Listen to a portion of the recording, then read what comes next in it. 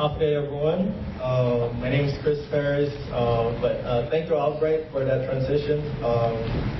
And today I'll be presenting about workforce development here in Guam in the context of emerging industries and diversifying Guam's economy.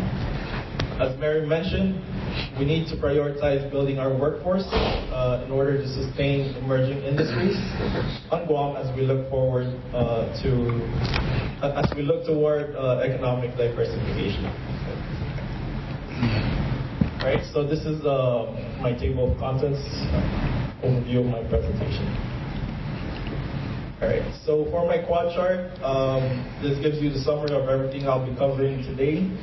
The core problem with workforce really is that in the report that the Guam Transshipment Task Force feasibility did, limited workforce was consistently cited as a significant barrier. So Guam's public and private sectors, stakeholders must intentionally align and collaborate workforce development initiatives to effectively address labor shortages in the case of emerging industries with the goal of diversifying Guam's economy. Long problem statement. But with the issues, we've been relying on the H1 and H2B visas programs, and that's outside of our control, right? And this creates vulnerability here in Guam, and when we don't have the supply of workforce here, we have to import it, and that also bumps up the price of labor, right? And lastly, our data doesn't tell a complete story, so we need data for strategic planning, right? Then I'll go over the discussions and recommendations in the next slides, right?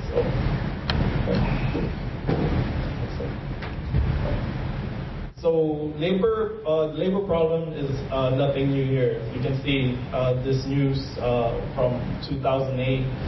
We've known that we have a shortage of labor, right? And the skilled trade industries, as we forecasted that the military buildup would come in Guam. Okay, so nothing is new here. All right. So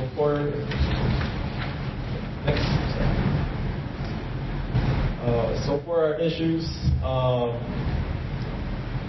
like I mentioned, relying on imported labor force creates a vulnerability, right? In this case, back in 2016, we had denials of visas, right?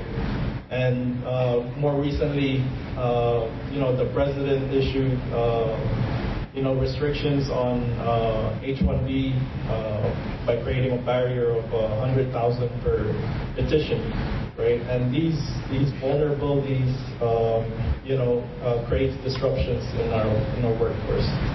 Right? Next slide. And as you can see here, moving on to the data part, this is the data, that our labor statistics have, and it tells you a lot about demographics, but we need more data that tells the story for effective strategic workforce planning, right? So looking at this, you want to ask the question, how does this data help with strategic workforce planning? Right, so for my discussion, next slide. Guam must prepare for an economic shift, right? We rely on our two main industries, which is tourism and military buildup. But right now, as you can see, our tourism is declining.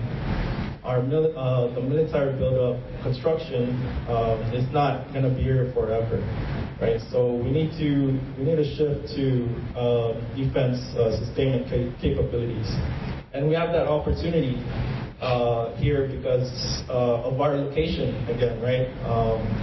because of the policy from the federal government to bring operations closer to the Indo-Pacific Command, we have that opportunity, right?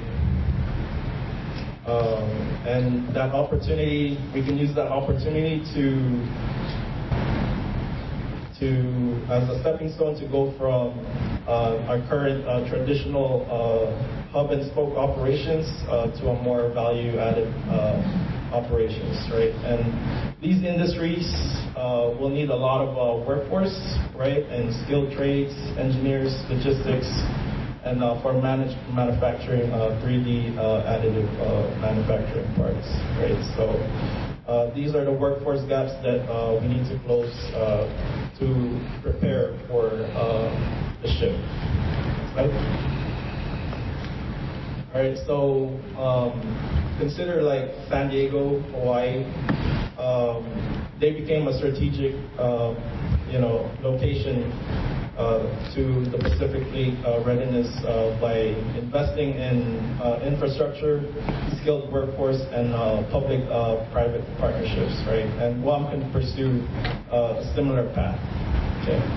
And with the right workforce development initiatives, Guam can reap the benefits, right, from more employment to more tax revenues for the government, economic diversification that reduces reliance on tourism and the military buildup.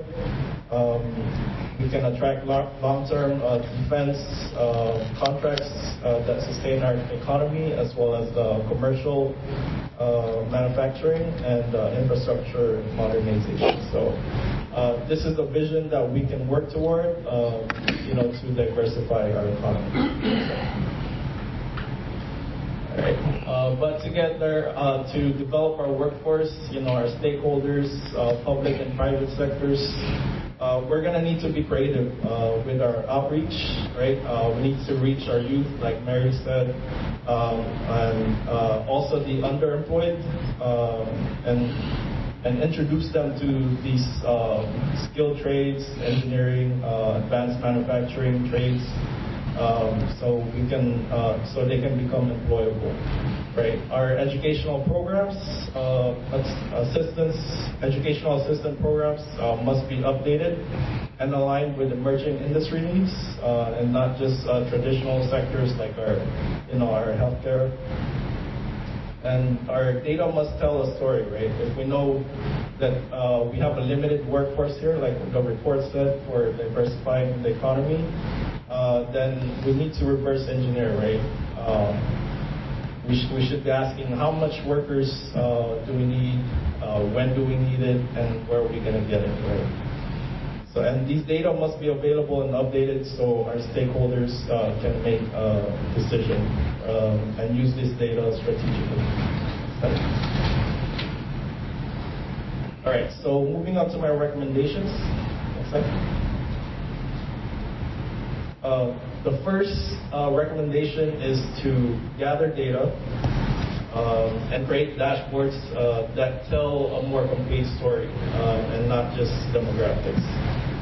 Like I said, we need to move on beyond knowing how many people are employed. We need to understand not just the industries they're in, but the skills our workforce have, the projection and what gaps exist, as well as certification and credentials. Right, next slide. So you can see these are our current workforce data. It does show projected workforce, and I filtered it with the emerging industries, but it doesn't tell the complete picture, right? And data like this is available, but it needs to be more integrated with workforce development metrics like education outputs, industry demand, so that it can be useful for strategic planning, right? And we can enhance that. This is the current apprenticeship data that we have, right? So we do have apprenticeship programs happening, and it's grown over the past few years. But the key question in this slide is that what does the number tell us, right? How many of those apprentices are in ship repair or manufacturing? It doesn't tell us those data, right? And we have that data on how many apprentices exist, but it's not enough, right? If the defense sustainment is here already, like the Astro America, I don't know if you guys have heard that company, Prometheus, and it's critical that we align our workforce development with these emerging defense sustainment needs. Next slide. All right, so this is a great example of the data that we're trying to move towards. I found this example here at UOG, right? We have a interactive dashboard that can show enrollment by college, major, gender, ethnicity, right? All at a glance, right? And you can interact with it. It's still limited and early in its stage. But this kind of visualization, it's easier to understand, right? As you can see, our engineering program is growing, but that's just civil engineering, right? There's more engineering required in the manufacturing industries, right? So we're definitely going to need resources to enhance that program, right? And imagine the Guam workforce, next slide. Imagine the Guam workforce intelligence dashboard that's policymakers like senators and employers see exactly where our workforce stands in the real time. This is another part of that dashboard that we have, right? So as you can see, it tells the connection from not just the demographics, but how much our graduates earn after a certain amount of years. Next slide. All right. And many institutions already use these data to do strategic workforce planning, right? You can take it further and track retirement projections, enrollment trends and completion rates, new program launches, industry partnerships, faculty to student ratio, time to fill critical positions, and hard to fill roles from employers. Examine workload data to optimize our resource allocation, and it can be used to upskill programs, targeted hire campaigns, and academic pipeline development. Next slide. So my next recommendation is to set aside funds to develop industry capability, right? Our current funds right now is the Manpower Development Fund that derives it from the H-2B workers, right? To support local training, and then through apprenticeships, and we have student financial aid programs as well. Okay, next slide. These are our current scholarships and local financial assistance, but it doesn't. It's not updated to match industry needs and emerging industry needs like ship repair, manufacturing in the future. Next slide. And as you can see before, the reason why I mentioned expanding the current fund is because before the legislature actually tried to tap into the tourism attraction fund to fund the workforce development, right? So and fund apprenticeships program. And when we expand the fund source, we can use it to develop our workforce and create more programs like in the engineering program and ship repair programs. So. Next slide.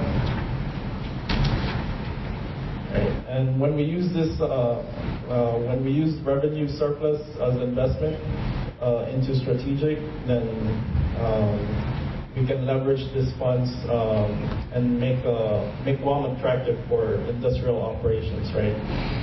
Set up capability for defense and commercial manufacturing. Okay. Next slide.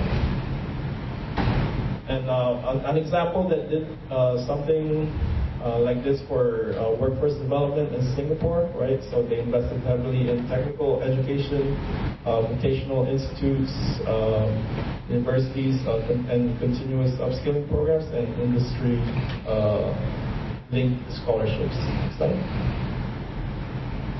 And the outcome for Guam is we're not just going to be a tourism and military build of traditional industry. We can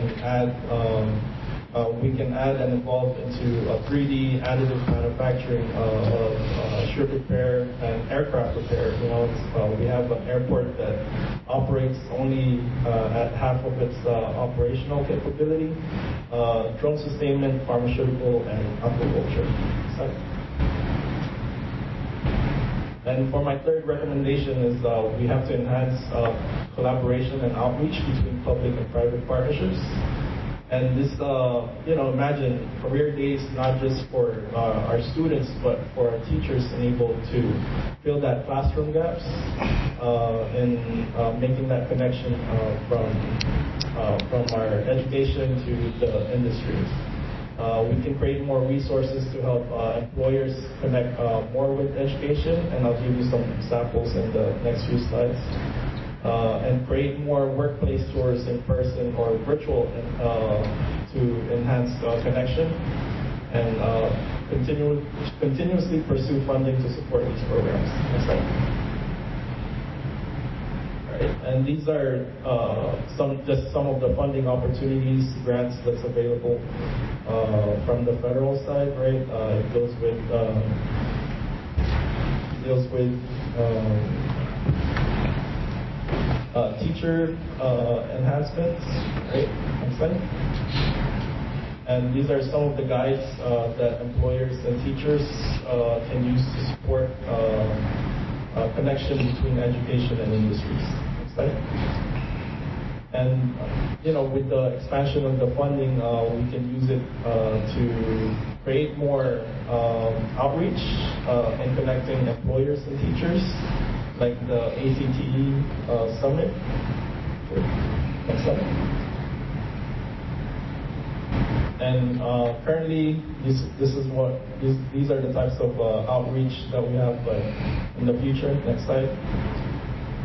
We can have educator career fair or an apprenticeship fair focused on the apprenticeship program.